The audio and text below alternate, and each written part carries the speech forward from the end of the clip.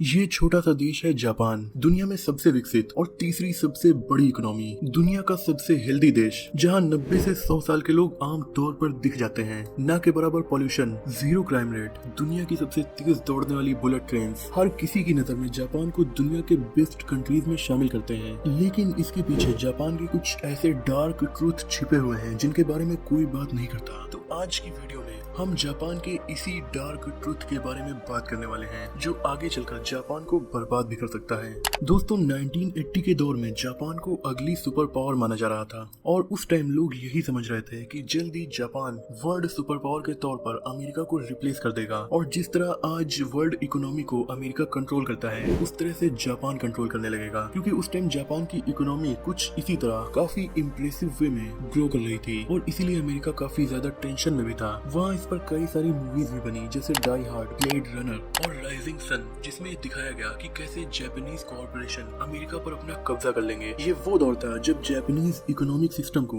America और बाकी के पश्चिमी देशों की इकोनॉमी से काफी ज्यादा बेहतर समझा जाता था। जापानीज टेक्नोलॉजी वैसे भी काफी ज्यादा शानदार है, यही वजह है कि जापानीज गाड़ियाँ, मेडिकल का सामान और दूसरी टेक्नोलॉजिकल चीजें पूरी दुनिया पर छाई हुई थी। जापान की स्टॉक मार्केट बूम कर रही थी, पढ़ाई कंप्लीट होते ही लोगों को काफी अच्छी जॉब्स मिल रही थी और ग्रोथ इतनी ज्यादा इम्प्रेसिव थी कि 1990 तक जापान दुनिया की दूसरी सबसे बड़ी इकोनॉमी बन गया, यानी नंबर 1 पर अमेरिका और नंबर 2 पर जापान। लेकिन दोस्तों 1991 में कुछ ऐसा हुआ जिसने जापान के फ्यूचर को पूरी तरह से बदल दिया। 1990 तक जापान की इकोनॉमी इस तरह से ग्रो हो रही थी जैसे दुनिया की किसी भी इकोनॉमी ने ग्रोथ नहीं देखी थी। रियल एस्टेट मार्केट लगातार ऊपर जा रही थी, स्टॉक मार्केट अपने पीक पर थी, बैंक्स बहुत ज्यादा ग्रोथ देख रहे थे, इतनी कि लोन लेना बहुत ज्यादा आसान हो गया था। बैंक में जाइए और तुरंत लोन मिलता था, किसी भी चीज के बारे में वो लोग पूछना तक सही नहीं समझते थे। लेकिन दोस्तों दरअसल में ये सब एक बबल था। 1990 से 91 के बीच स्टॉक मार्केट में बड़ी गिरावट आई और शेयर्स की वैल्यू 43% तक गिर गई। रियल एस्टेट के दाम भी 50% तक गिर गए, क्योंकि बैंक से लोन इतनी ज्यादा आसानी से मिल रहा था कि जापान के बहुत से लोग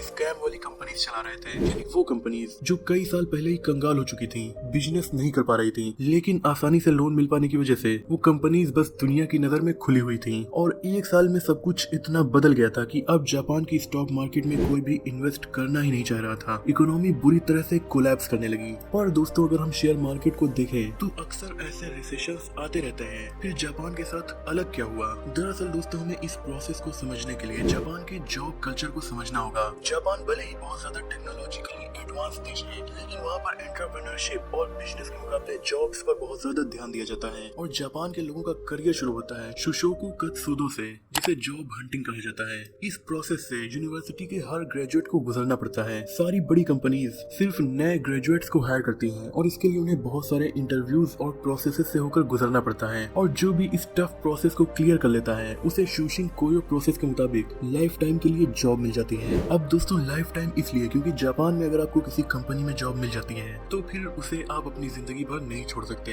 ऐसा कोई रूल नहीं है। लेकिन वहाँ पर कल्चरली ये इतना ज्यादा स्ट्रॉन्ग हो चुका है कि अगर आपने अपनी कंपनी की जॉब छोड़ दी तो दूसरी कंपनीज आपको जॉब नहीं देंगी। इसके फायदे भी हैं और नुकसान भी। फायदा ये है कि आपको जॉब सिक्योरिटी मिल जाती है, प्राइवेट जॉब होने के बाद भी आपकी जॉब कभी जाने वाली नहीं है। लेकिन दूसरी तरफ नुकसान ये है कि अगर आपने जॉब शुरू करने के बाद ये सोचा कि इसमें मुझे मजा नहीं आ रहा है, इसमें मुझे बहुत ज्यादा मेहनत करनी पड़ गई है और मैं इसके साथ जिंदगी नहीं गुजार सकता, तब भी आप जॉब छोड़ नहीं सकते। कंपनी अपनी पॉलिसीज को कितना भी चेंज करे, कितनी भी स्ट्रिक्ट तरीके से आपसे काम कराए, अगर आपने जॉब छोड़ी तो समझ लीजिए जिंदगी भर के लिए आपको जॉब मिलना मुश्किल हो जाएगा। 1990s के टाइम भी यही प्रोसेस था और इसे आज भी फॉलो किया जाता है, यानी ये एक ऐसा दरवाजा है जो केवल एक बार खुलता है। अगर आप इसमें इंटर हो गए तो आपका करियर बन गया, वरना आपकी लाइफ काफी प्रॉब्लम से गुजरने वाली है। 1990 की इकोनॉमिक क्राइसिस में हर बड़ी कंपनी ने अपनी हायरिंग को रोक दिया और 13 साल तक किसी को भी जॉब नहीं दी गई। इसे जापान एम्प्लॉयमेंट आइस एज कहा जाता है। इसीलिए जो लोग 1990 में ग्रेजुएट हुए थे उन्हें अगले 13 सालों तक कोई भी जॉब नहीं मिली और 2004 से जब चीजें फिर से नॉर्मल हुई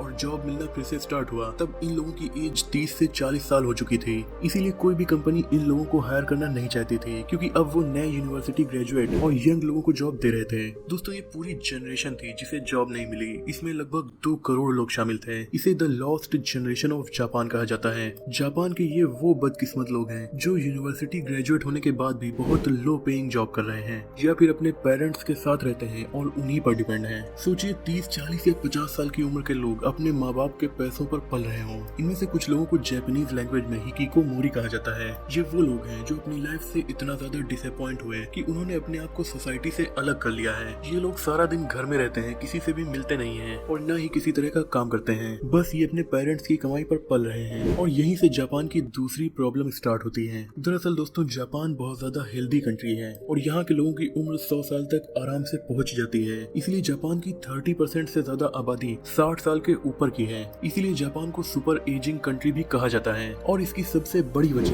यहाँ की वही लॉस्ट जनरेशन है, यानी तकरीबन 2 करोड़ लोग जिन्हें जॉब नहीं मिली। इसीलिए इन लोगों ने शादी भी नहीं की, वरना इनकी नस्ल के करोड़ों यंग बच्चे जापानीज जनरेशन का हिस्सा बनते हैं। लेकिन ऐसा नहीं हो सका और अब ये लोग खुद बूढ़े होने लगे हैं। इनमें से बहुत से लोगों ने सुसाइड्स कर ली और बहुत से लोग डिप्रेशन में रहते हैं। इसीलिए जापान में सुसाइड का रेट यूरोपियन कंट्रीज से भी ज्यादा है, यानी दुनिया का सबसे डेवलप देश। पर वहाँ के लोग अपनी जान भी दे रहे हैं। इन लोगों के घर में बैठने की वजह से जापान की इकोनॉमी को भी बहुत ज्यादा नुकसान हुआ है। सोचिए 2 करोड़ पढ़े लिखे लोग, लेकिन वो किसी भी तरह का काम ना कर रहे हों। इनके काम करने पर जो पैसा आता वो जापानीज इकोनॉमी को और ज्यादा स्ट्रॉन्ग करता। लेकिन दोस्तों, अब जापान की गवर्नमेंट इन लोगों को लेकर बहुत ज्यादा कंसर्न है और अब ये गवर्नमेंट इन लोगों को अपने पैरों पर खड़ा करने की कोशिश कर रही है। लेकिन फिलहाल जापानीज गवर्नमेंट इसमें कामयाब नहीं हो पा रही है, क्योंकि यहाँ का रिजिड जॉब कल्चर बहुत ज्यादा कठिन है। हर कंपनी फ्रेश ग्रेजुएट को ही जॉब देना चाहती है और हर साल जो भी फ्रेश ग्रेजुएट जॉब नहीं ले पाता है वो भी इस लॉस्ट जनरेशन का हिस्सा बन जाता है और वो भी डिप्रेशन की वजह से अपनी जान देने की कोशिश करने लगता है। क्या यही लॉस्ट जनरेशन जापान के डाउनफॉल की वजह बनेगी? ताजुब की बात है कि जापान जैसा टेक्नोलॉजिकली एडवांस देश बिजनेस और एंटरप्रेन्योरशिप पर ध्यान न देकर जॉब के पीछे इतना ज्यादा है कि जॉब न मिलने पर वो लोग सोसाइटी से ही अपने आप को अलग कर लेते हैं। दोस्तों, आज की वीडियो में इतना ही। अगर आपको ये वीडियो अच्छी लगी हो तो इसे लाइक, शेयर, चैनल को सब्सक्राइब भी कर दीजिए।